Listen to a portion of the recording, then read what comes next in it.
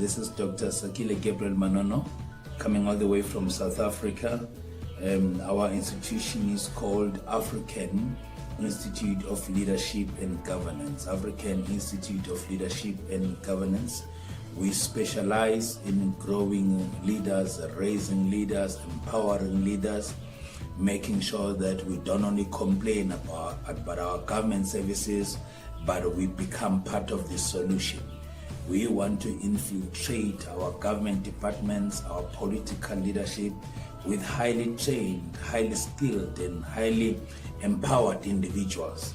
Therefore, we invite everybody just to join our school, register with our institution, and get empowered.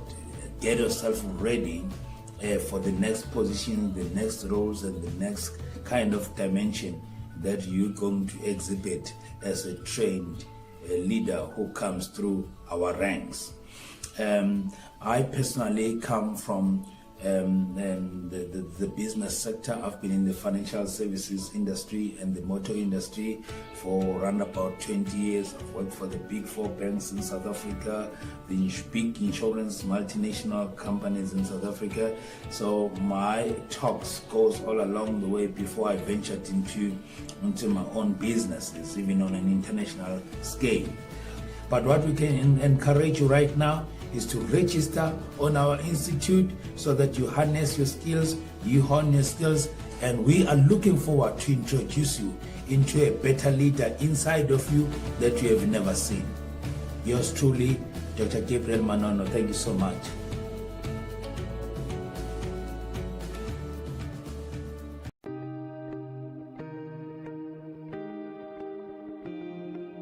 Leadership, there is what we call didactics of leadership.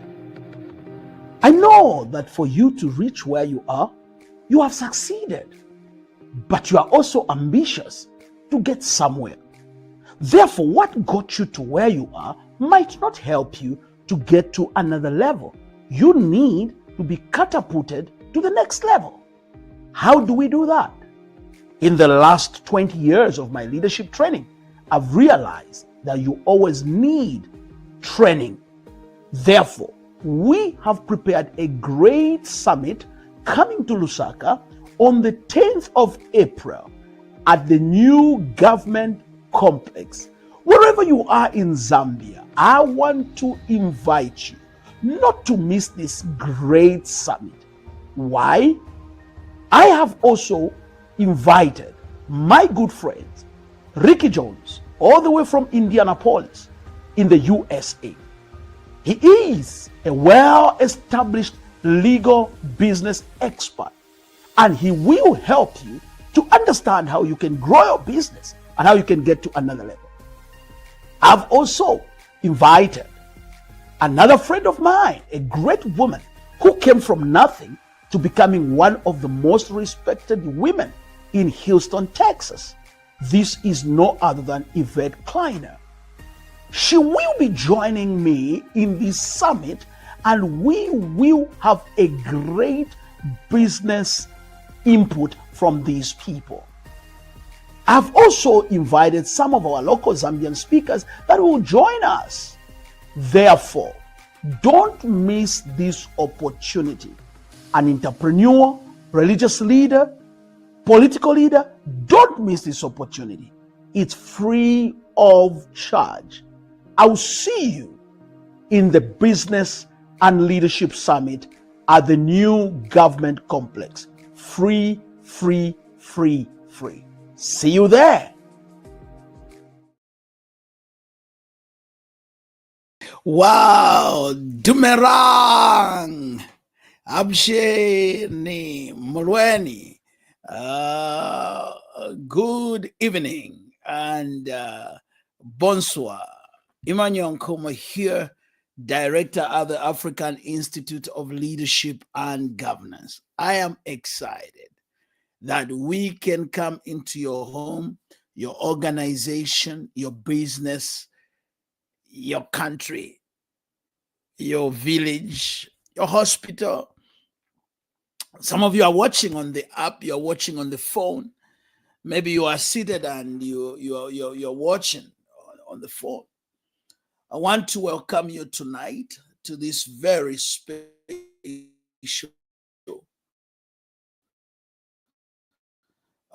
event us to discuss a few things.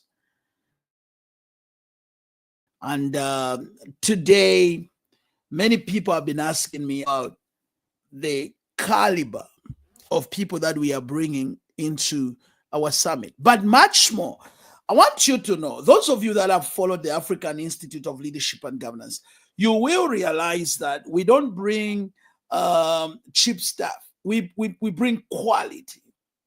We bring quality because we believe that in order for Africa to emancipate, we need to have quality of what we are doing. So I want to take this time to thank you one more time to Revelation TV Zambia for according us this opportunity that we could share the platform and come on the platform, for partnering with us.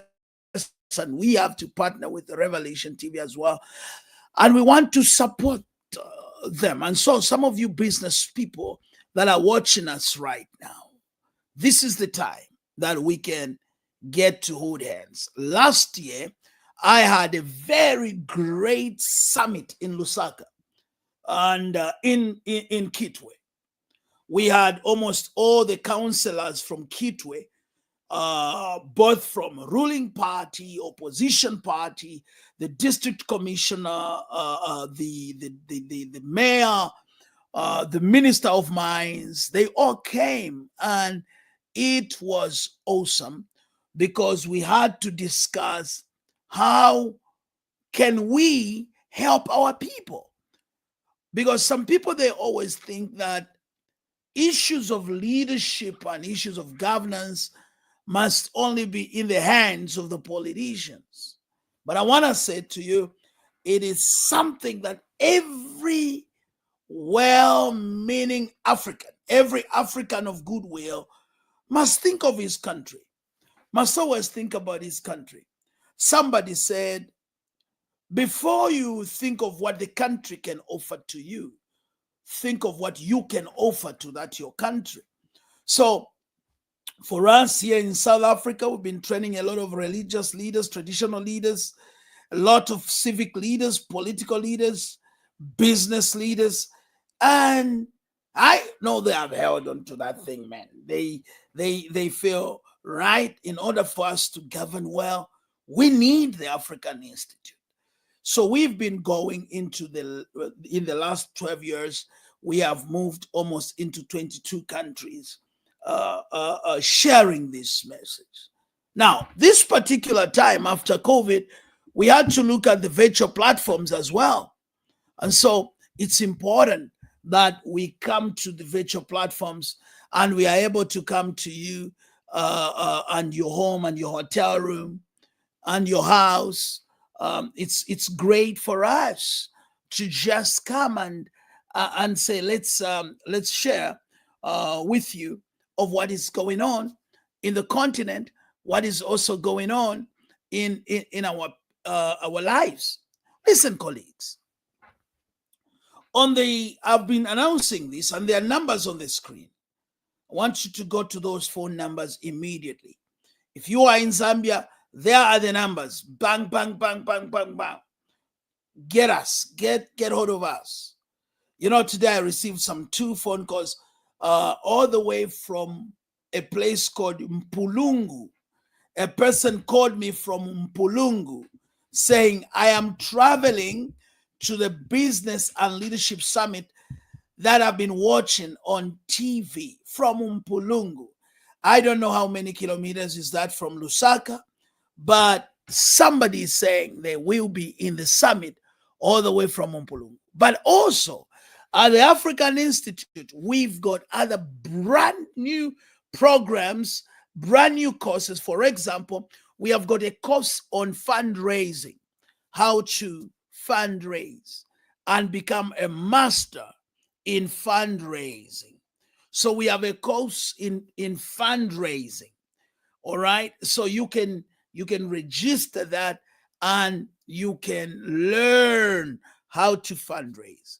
Then we have a course that we have partnered with Boss Global on how you can become a broker and get into business brokerage as a professional and an accredited broker. So we've got that at the African Institute. Then we've got also resources that we have been looking at in terms of renewable energy. So we've got programs that are just specifically looking at renewable energy, solar energy, and so on and so forth. Because this is what is happening in Africa. And so I want to invite you tonight to just tune in and sit in and relax. So before we do that, I want you just to listen to my colleague, and I would want you to hear what Brian Armstrong had to say over the conference that we had in Zambia. I want you to listen to what my colleague Brian Armstrong had to say. Brian Armstrong comes from England. I want you to listen to my good friend, the Englishman, Brian Armstrong, a great teacher, and he's just an expert leader. Spent years and years in finance, and guess what? He just impacted us so much, and I was really encouraged by his life. So let's listen to Brian tonight. Wow, what an honor to be in Zambia. How has it been, Brian? It is an honor to be in Zambia. Absolutely fantastic. My first time in Africa. First time in Africa? My first time in Zambia. Uh-huh. And it's been an absolute delight. Wow. The summit itself, business and leadership. How was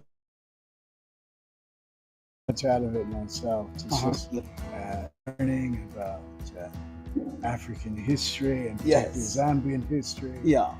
And seeing how that impacts in the country today, and meeting key leaders in the community, in government, in church, and just absolutely wonderful to find that common commitment and desire to press forward. Yeah. And if I've learned anything in my time here, it's VUCA. It is time for Zambia to wake up and to arise. And I have been completely honored and privileged to be part of that discussion. Wow, that's great. And those of you that have just joined us, we just want to appreciate our leaders that worked so hard to put these things together. In Lusaka, we just want to say thank you to the leadership, the bishops, Bishop Joshua Panda, Bishop Billing Fuller, and in Kitwe, Bishop Nwaka, Bishop Lewila, and all the senior leaders. We want also to express our thanks to the government. Yes, we had the Minister of Mines coming to open our summit in Kitwe. We had also the Mayor of Kitwe to officiate and welcome us in Kitwe. And the Deputy District Commissioner and the Deputy District Commissioner was there. So I think we achieved the objective. We did. If we have to look at our target group, do you feel we spoke to the civic leaders? Do you feel we spoke to the business people? Do you feel we spoke to the religious leaders? Oh, absolutely. I think we covered the bases extremely well. And it was very encouraging to see how many of our government officials were there, how many of the church leaders and the key and really influential leaders were there, as well as the number of people opportunity and do business, and to be able to invest in that.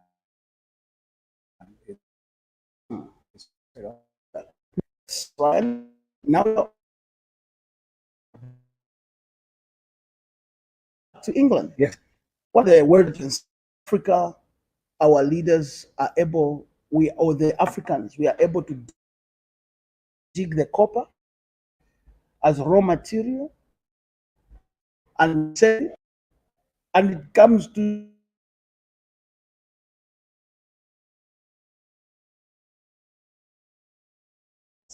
we ship the cocoa, we take it there to us as chocolate, and we have to pay. What would you say to the governments in Africa? Mm-hmm. I think, given the level of commitment there is, Yeah, there needs to be the political will political will. as well as the will from those who are in the kind of business environment where they can make this work. To having made the commitment to stay with it and determined to see it through and engage with those partners who have the same desire for Zambia as you have. Yeah, I feel the time for us to move from just producing raw materials must come to an end. I think manufacturing must be built. I think so, and there needs to be, that's going to be done in a collaborative setting. Yeah, those who have the skills and the knowledge and the know-how and the experience of running these kind of facilities and setting them up need to be partnering with those who have the ability to mine it or to produce the raw material. And the government then, all of those three working together collaboratively. And I believe that will bring transformation to Zambia, correct. And transformation to the cities and the regions, and transformation to the community and the lives of families. Yeah. Before we go, Brian, we at the African Institute of Leadership and Governance wishes to say thank you for you coming to Africa. It might not have been an easy journey for it to be 28 hours to make it here. We are really saying thank you. But you know, at the African Institute, we are committed to train leaders, African leaders, so they can love their own continent and develop their own continent. We feel Africans, we are tired, Brian, of coming to the West, to the IMF, to the World Bank, asking for arms, whilst we have got a lot of natural resources here. So for that reason, we are running a school at the African Institute of Leadership. We run a school called Applied Leadership Course and Applied Leadership Training, which is starting on the 2nd, specifically on the 4th of March, 2024. I want you to speak to somebody out there who is doubting and thinking twice, should I have to enroll, should I have not? I wanted you just to look into that camera and speak to somebody. I have no hesitation. I had the privilege of getting to know you over a number of years now, and even bigger privilege of actually being with you physically. Correct. But I've also heard him teach with great passion and insight, and I have learned from the just the sessions that we have had together, and so I would absolutely 100% recommend getting on this course if that is the direction that you feel you need to be moving. Get yourself trained, get yourself educated, get yourself mentored, and Dr. Nkoma and his cohorts are definitely the guys to help you with that. Thank you very much, Brian. Ladies and gentlemen, don't wait and don't hesitate. Register now at the African Institute of Leadership and Governance and get trained. I always said this, that if education is expensive, try ignorance. It will cost you. We have wasted our time paying for entertainment. But I think for us as Africa, it's time that we enhance our knowledge. And Brian, thank you for empowering the church, empowering the business people, empowering the political leaders that came to the summit. Send our greetings to Britain, to England, and go and greet much more your family and your wife. Thank you very much. Thank you.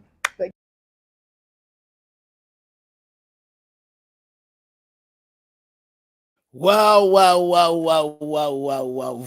VUCA is the word we spoke about, and we spent time to speak about that. Somebody is saying, I'm watching from Milengi district. Wow. Somebody is saying, I'm watching from Kabwe. No, that's Kabwe Renard. Watching from Milengi district. How are you doing, sir? We want to know how you are doing in Milengi district. Now, I want us to talk about developing a business model. Developing a business model. Listen to me, colleagues. Business isn't easy. Philip Mulea, thank you for coming tonight. Business isn't just easy. Business works with principles. Business requires a lot of sacrifice. And in order for you to become a serious business leader, you need to sit under those that have gone through the process. I just showed you a clip of a man who is about 66 years of age, my close friend and my good brother. Brian Armstrong has been in business for more than 40 years of his life. And guess what? He has succeeded in what he does.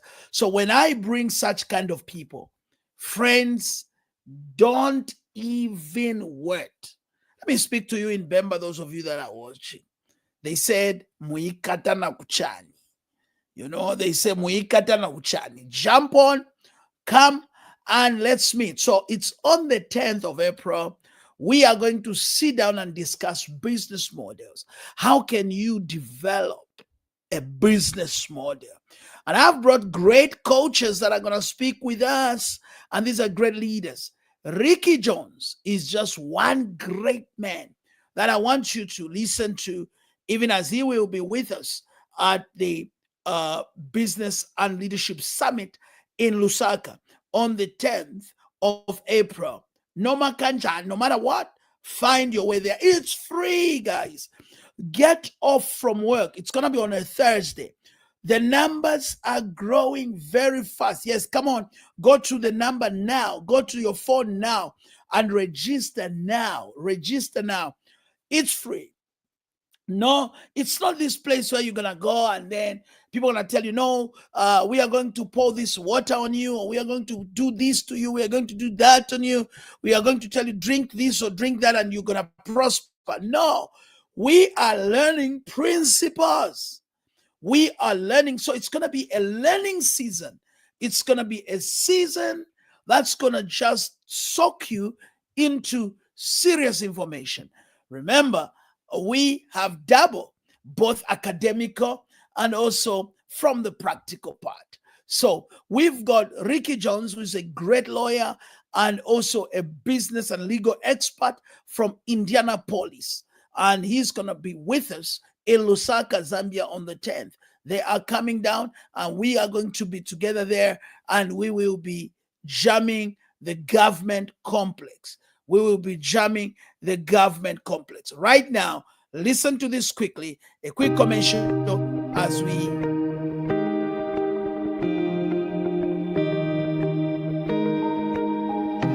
name is Yvette Criner, co-founder of Boss Global Advisors, and we are coming to Lusaka on April the 10th to be with you guys for the Business and Leadership Summit. I am Rick Jones, co-founder of Boss Global Advisors, coming to you from the United States of America. We have teamed up with Dr. E.J. Coma, world-renowned expert and director of the African Institute of Leadership and Governance. We will be coming to you on April the 10th at the new government complex, and we cannot wait to see you. We will be talking to you about buying, selling, and scaling your business. You do not want to miss this opportunity to be empowered. It's going to be a wonderful time. I'm looking forward to seeing you there and shaking your hand. So don't meet me there, beat me there.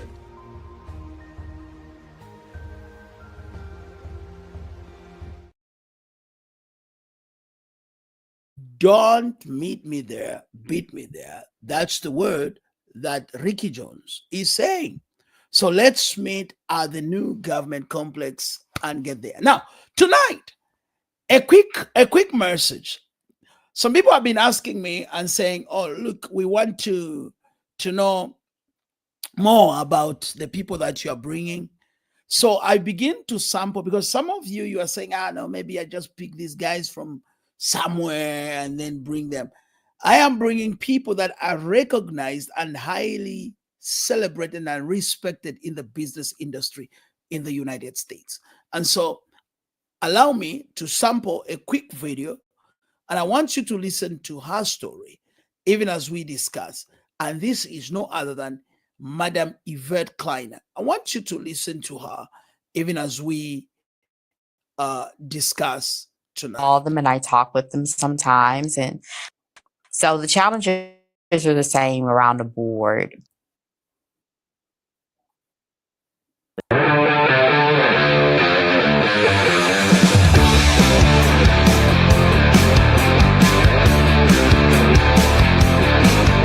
Welcome to Create, Build, Manage, the Entrepreneur's Toolbox. Welcome to Create, Build, Manage on Biz TV. I'm Kelly Phillips. Yvette Criner is with me today to talk about her extensive background in launching her own businesses and guiding others to do the same. Stick around. We'll be right back with more Create, Build, Manage.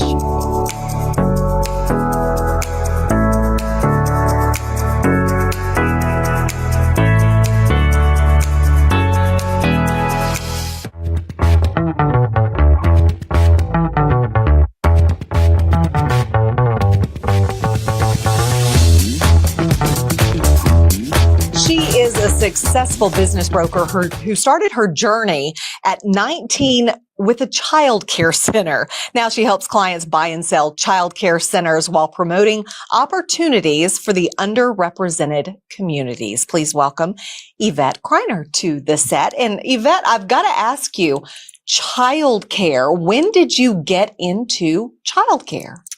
Well, as you said, I was 19 years old. At 19, I was still trying to figure it out. I was married and I had my first child.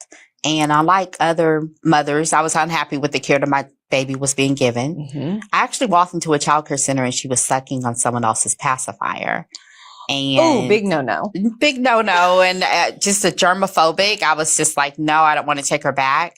My husband was really understanding. He said, you know what? Just stay home with her. But at that time, at 19 and 93, 94, everyone was having children. Right. So I had lots of friends and family who were having children. So I said, you guys can bring them here. And so you took care of their kids. I took care of their kids. Yes. And so for about 6 months, it was just growing and growing. And I had 12 kids in my home before I knew it. And so my husband was like, get out, go find a building. And so I went to several different places and ultimately ended up at the church. And they allowed me to rent their Sunday school space out. And that's how I got started. So you got started in the childcare business, but you eventually got out. I did. Tell us about that transition and what you're doing now. So I ultimately have never left childcare because I owned several childcare centers. And after that, what I did was I started doing training and consulting for childcare centers through a training and consulting company, Childcare Resource Services, which I founded.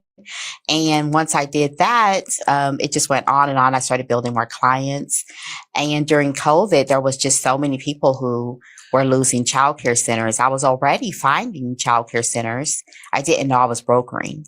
I was putting my clients with people who were wanting to sell and just kind of researching and wondering am I doing this right? Is there something else I'm supposed to be doing? I stumbled on business brokering and said, you know what, this is already what I'm doing. So let me further educate myself and make sure that I'm doing it properly. And so I ended up buying and selling childcare centers as part of what I was doing for my consulting firm. And I took several classes. I went through the American Business Brokers Association, became certified. I joined Transworld, which is the largest business brokerage, got great mentors there, and was able to go on. What are some of the things that you've learned along the way? Oh, it doesn't prepare you. Nothing prepares you. Every business is different. Mm-hmm. Every single business is different. The way that people run businesses, the owners are going to be different. What they expect from you are going to be different. But customer service is always key. Customer service is key. And if you don't know, then tell them that you don't know. I don't know. I'm not sure. Let me find out. Because as a business broker, I've learned that there's not enough training that's involved. I took a 3-day course. That's it? That's it. Most courses that you're going to take are going to be between 3 days and a week long. There's not a lot of information that's out there. There's only 3,000 business brokers in the United States, between 3,000 and 4,000. So there's billions of businesses in the United States. So there's not a lot of people that you can call and say, hey, what am I doing wrong? And, you know, competition is real. Mm-hmm. So you definitely can't call the competitor and say, hey, what am I doing wrong? So you have to do a lot of research, and there's a lot of exploring on what you can do and can't do, and just kind of stumbling upon, you know, those trials and tribulations as I was going through just made me stronger because I had such a thirst for it. But I discovered that there wasn't many of us out there. Well, if there's only 3,000 for all the businesses in the world, there's childcare has got to be really small. Yeah. And there's a few people who have niche childcare brokerages, and I've learned from them. I call them and I talk with them sometimes. And so the challenges are the same around the board, but building a network and a community of individuals around you is important, I've learned. Yeah. Tell us about childcare in general. I mean, there are lots of new moms out there. Like you said, There are. They were like you back in 93, 94, having kids, and I still have to go to work. Where do I put my kids? What should parents be looking for? Well, there's a website called Texas Department of Children and Family Services. You can go to that website and you can put in the Child Care Center and pull that report up, number one. And it's all supposed to be available to you at the center. So if you're going into a center, looking at that report is very important. What type of information does that report give you? Well, there's minimum standards that daycare centers have to follow. And so that report will allow you to see what they're lacking in, if they've been out of compliance many times, with ratios, which means that there's not enough teachers for the children that are there, which causes accidents. So that's important. You want to make sure that you're in a daycare center that's well staffed. Also, the health and safety of the facility. So if they're out of compliance in health and safety, that's a big red flag, obviously. You want to make sure that, you know, the health inspection is up to date, because that means that they're washing their hands, which kids are, you know, they put everything in their mouth. Yes, everything goes straight to the mouth, especially in those infant and toddler classes. So you want to make sure that they're properly sanitizing.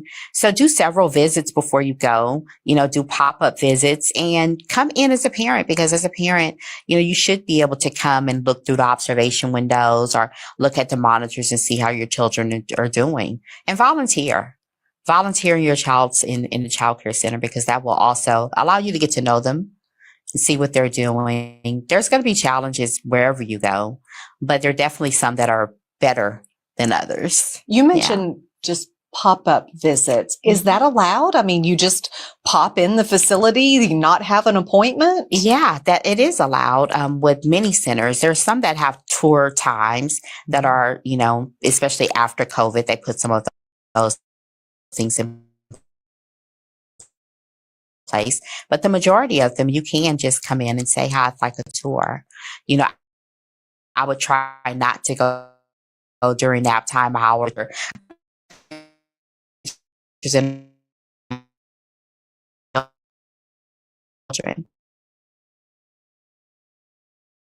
Do those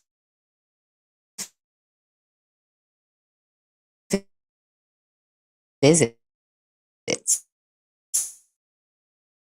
If it's a center that's not wanting to do the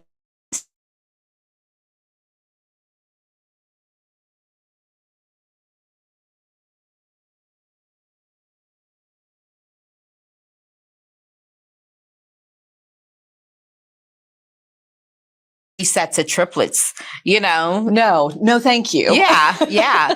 So, and also with childcare, you have to realize that there's no degree that's required to be in childcare. Not in the state of Texas for sure. In a lot of other states, I've lived in Florida, Louisiana. There's a lot of states, Georgia, they don't require degrees. And so you have to realize that this is just a parent taking care of children who's getting education as they go along. It's kind of like parenting. It's kind of like parenting. There's no They're learning. book that they hand you at the hospital. There's no book. I say that all the time. I tell my kids parenting does not come with a handbook. No. So you just have to kind of trust your instincts. And if your child is happy there, then that's a big sign. Talk to other parents. Talk to other parents. Parents are a good source of referrals. If they've been there, their children are there, they're happy, then it's a good sign. If there's some red flags there, if the kids are unhappy, you get them home, they haven't been napping or they're not eating properly. Those are big red flags, aren't they? They are. And a lot of child care centers, they get the federal food program. So they should be receiving snacks, breakfast, lunches, but you want to ask your children, what did they eat? A lot of them have these electronic programs now where you can actually monitor the children. Have you saw those yet? No. Oh gosh, you can take a look at the children. They'll send you pictures of them, what they're doing, what their day is like. That's a big comfort for parents also. So you can kind of log in and see how your children are doing. Some of them will allow you to actually look at the camera that's there in the classroom. So that's a big plus for parents. Technology is just changing every single day. Every day. Yeah. When I was in childcare, there was just a sheet that went home. Like, let me just give you this daily sheet and it tells you what they're doing. But now you can actually be interactive and see. So I love that. Yeah. To parents. But childcare is definitely changing. The pricing is going up. I know some childcare centers who are charging $2,000 to $3,000 a month. Ouch. Yeah. And so how can you work as a parent if you're only receiving $3,000 a month and you have several children? All you're doing is paying for childcare and not taking anything home. Yeah. Yvette, will you stick around? We've got lots of other questions. Yeah. We want to talk a little bit more. For sure. All right. We'll be right back with more.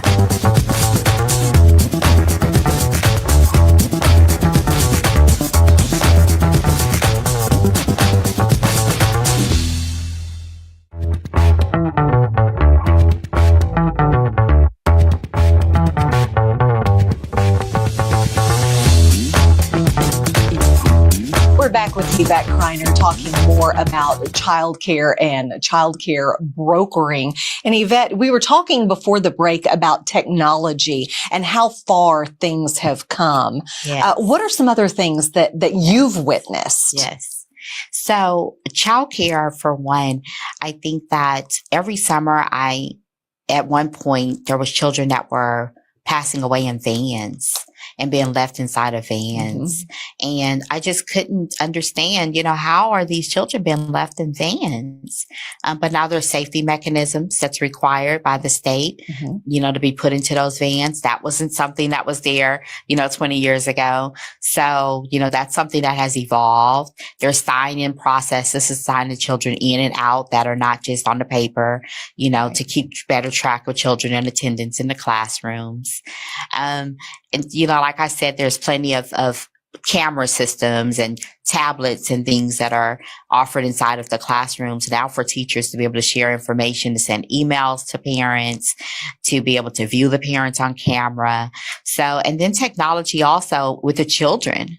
This is an alpha generation. Yes. And they completely get the technology. I'm a new grandparent. My grandbaby is 7 months old and he FaceTimes me.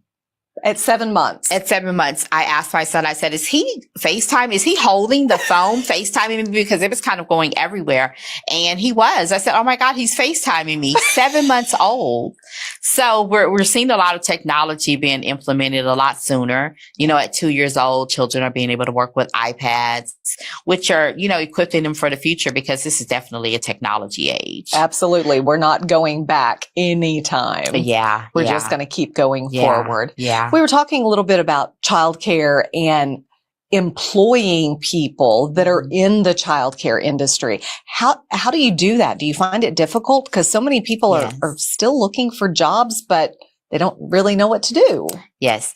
Childcare is definitely it's a struggle to keep staff inside of childcare because of the lack of training. When I first started in childcare, being inside of a classroom with 18 children, and it was allowed, and just wanting to pull my hair out, just wanting to scream. That's a lot. Yes, it's a lot. And when you have someone who it's your first day, and now you're in a classroom with 12 children Mm-hmm. and you have diapers to change, noses to wipe, shoes to tie, and you have to teach them, keep them safe, feed them, put them to sleep. It can be overwhelming. It's Well, and if overwhelming. one cries, you're normally going to have two or three others that cry along with them. Or if one starts misbehaving, if he gets up and decides to start running, then the whole classroom's running now. Mm-hmm. You know, they don't teach you classroom and management initially. You know, that's something that you have to continue to educate yourself with. In childcare, you have to have continuing education units. Every state has a different requirement, but yearly they have to have hours.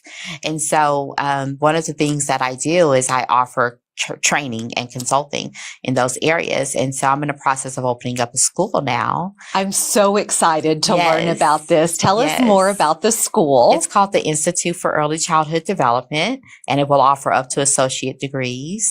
Will be online, and so it will be accredited.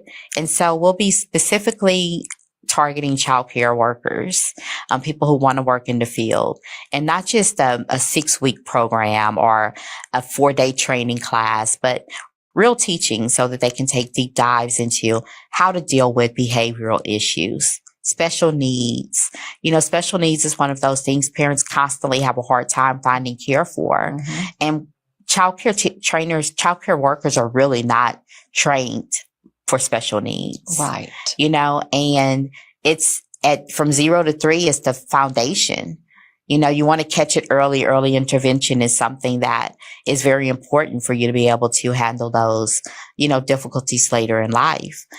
But what we see is that we take a look at it as, oh, the child is just misbehaving. You know, and that's not the case.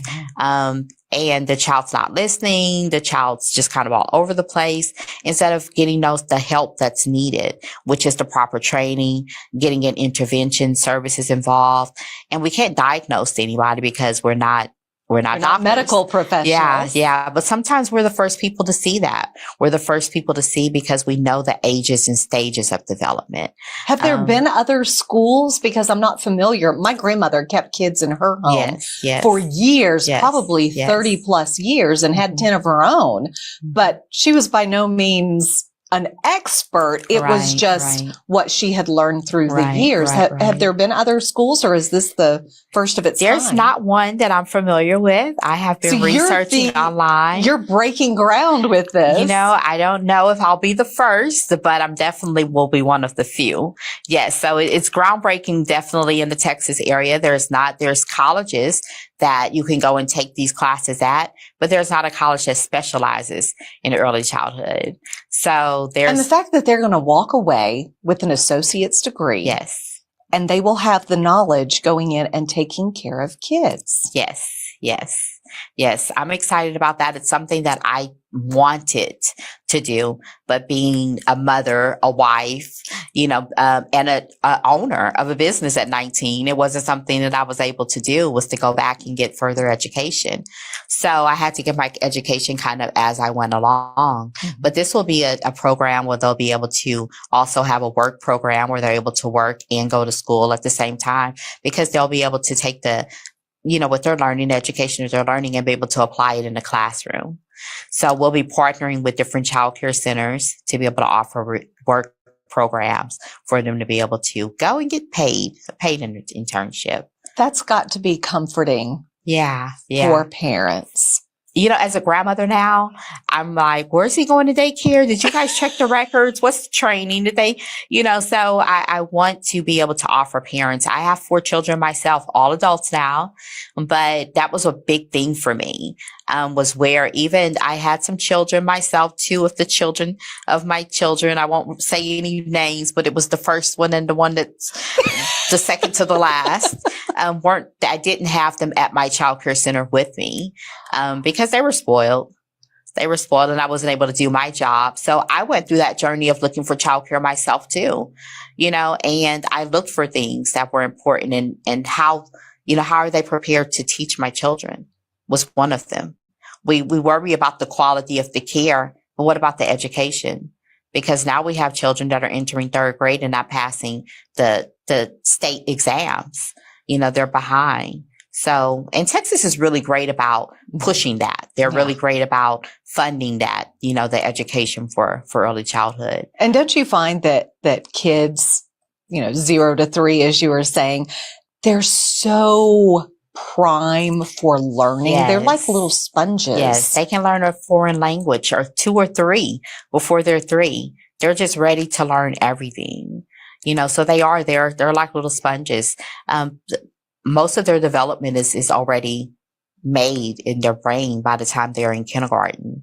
So we want to make sure that they have their alphabets, their numbers, their colors, but now it's learning technology. Yeah. Now it's reading by the time you're in kindergarten. There's no more naps in kindergarten. No. And there's a big push now for 3 and 4-year-olds to be in the school system, which is another thing. It takes away from the child care centers. So now we have a lot of child care centers that are going out of business because the school systems are taking the 3 and 4-year-olds, but it's because of the lack of education that they're getting inside of the child care centers. But your school could change all of that, so you're hoping. That's what we're hoping. That's the mission. That's the goal, to be able to educate the teachers, to be able to educate the children. So where can folks find out more information about you? Perhaps they've got a child care center. Mm-hmm. They want to talk to you and your journey, or even find out more about the school. They can go to childcaresalesandconsulting.com. That's our website. We also have social media. The Facebook and Instagram are all the same. Well, we appreciate you coming on today and enlightening us, and hopefully more parents out there won't be like you and I were going, what do I do with my kids? They'll have the answers right in front of them because of what you're doing. We appreciate it. Yes. Thank you.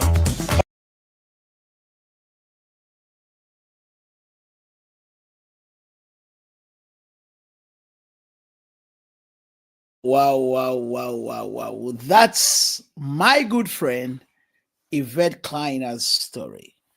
Ladies and gentlemen, I am saying that so inspiring, developing a business model out of a need.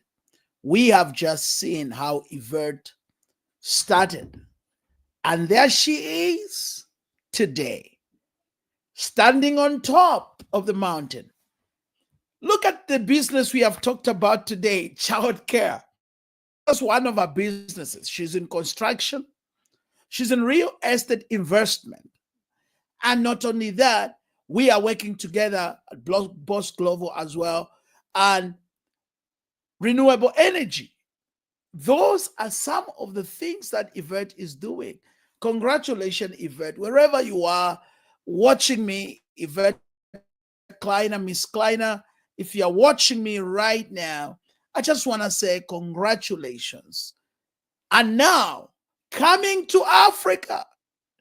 So, Miss Criner and my good friend Ricky Jones, all the way from the United States, and I'll be sharing more about these people that are coming. Zambia, let's get together from all the corners of the country.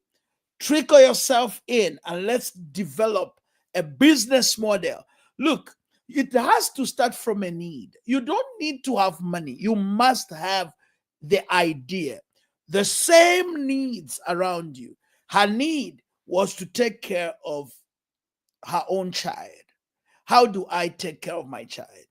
And through that, she built up a business. And through that, she has developed other businesses out of the need. Ladies and gentlemen, I want to say this to you. You have a great opportunity this coming April. In the next few days, you have a great opportunity. Will you miss it? Listen to this quickly.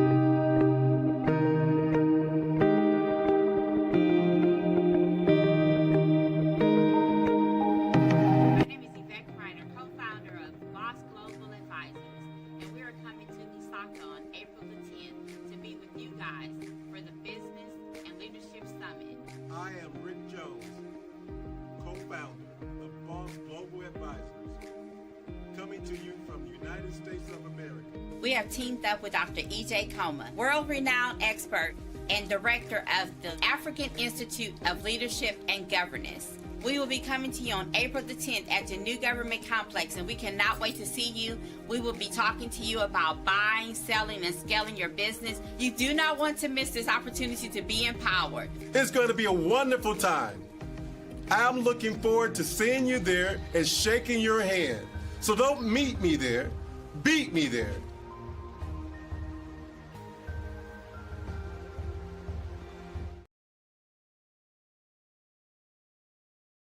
Hey. What do you want us, Dr. EJ, to say again? What do you want me to say again? Let's meet there. It's free of charge. We are having not just our international speakers, but we will have also our local speakers. We will be having our artists as well that have gone through the African Institute. Yesterday, you heard one of the great artists by the name of Kings Malembe sharing his testimony with us, sharing also his life and the impact that the African Institute has made. The impact the African Institute has made.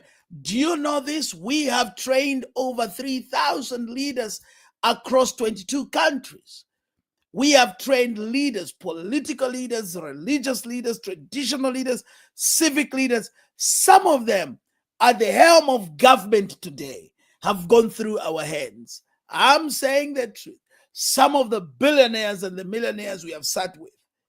You can be that 1 millionaire that is going to make a difference in your generation. All we need to do is to get together. Let's come up with a model. Let's look at the opportunities that Africa brings on the table. Let's look at what can we sell, what can we buy, how do we buy, how do we sell. Let's look at all that. And by the end of the day, let's translate our contacts into contracts. Our contacts into contracts. So I want to say thank you very much. We've got the University of Zambia. They are coming, students from the University of Zambia. They are coming. We have invited Eden University. They are coming. UNICAF, University of California, is going to be part and parcel. And I want to say this, UNICAF is going to be part of parcel of this University of California in Lusaka. UNICAF, it's a great institution. And so as African Institute, we partner with such kind of institutions. Ladies and gentlemen, there are many courses and many programs that which we have at the African Institute of Leadership and Governance. As I go, I want to leave you with a word from my communications and corporate director, Dr. Sakile Gabriel Manono, a legendary, a man that has taught me many things, a man I love, a man I respect. And listen to me, colleagues, if you want to be part of the African Institute, you will find us. And we have got Zambian numbers that are there. I want you to register now. Let's listen to Dr. Manono even as I go.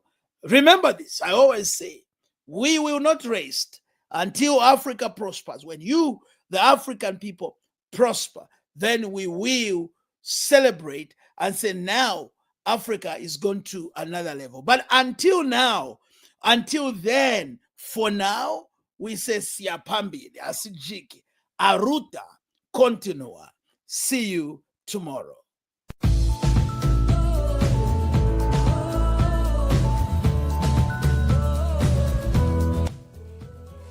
Greetings, everybody. Greetings, colleagues. This is Dr. Sakile Gabriel Manono, coming all the way from South Africa. Our institution is called African Institute of Leadership and Governance. African Institute of Leadership and Governance. We specialize in growing leaders, raising leaders, empowering leaders, making sure that we don't only complain about our government services, but we become part of the solution. We want to infiltrate our government departments, our political leadership with highly trained, highly skilled, and highly empowered individuals. Therefore, we invite everybody just to join our school. register with our institution and get empowered. Get yourself ready for the next position, the next roles, and the next kind of dimension that you're going to exhibit as a trained leader who comes through our ranks. I personally come from the business sector. I've been in the financial services industry and the motor industry for around about 20 years. I've worked for the big 4 banks in South Africa, the big insurance multinational companies in South Africa. So my talks goes all along the way before I ventured into my own businesses, even on an international scale. But what we can encourage you right now is to register on our institute so that you harness your skills, you hone your skills, and we are looking forward to introduce you into a better leader inside of you that you have never seen. Yours truly, Dr. Gabriel Manono. Thank you so much.